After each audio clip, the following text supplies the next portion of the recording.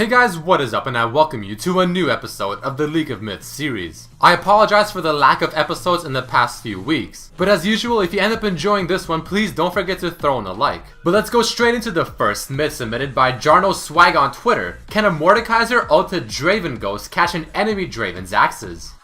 So this myth is actually very interesting, and you can see we set it up so that I ulti the Draven, get the kill, and then I start controlling his ghost. The Draven on my team is going to use his Q on cast, and I want to catch the axe with my ghost, and you can see the axe is actually spinning on the ghost. One major thing to note is, I'm sure you can tell, the axe, even though it's spinning, is not ricocheting off the cast in order to catch it again. So the duration is limited, however the damage amplification from the Q being activated is still being applied. So it does work, but you cannot catch the same axe. Going to the second myth submitted by Mohama on Twitter. Can you pull a champion that is being ulted mid-air by Yasuo, or pull Yasuo himself? And if so, what is the interaction? For this one, there are going to be 4 test case scenarios, and in the first one, we're doing it with Blitz being on my team. As I stack up my Q and finally get the Blitz into the air from my ultimate, my Blitz pulls him, but you can see that it only moves him so far, and my ultimate pretty much keeps him in place.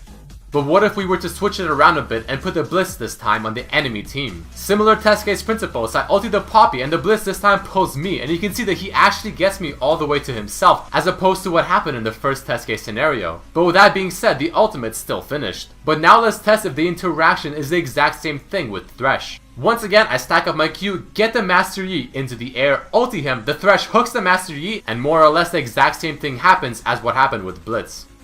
And to top it off, let's put Thresh on the enemy team and do the exact same thing. And see if the interaction is any different compared to the one with Blitz. As I finally go and knock the Sivir into the air and follow up with ultimate, the Thresh lands his hook and my ultimate still finishes even though his hook technically pulls me towards him.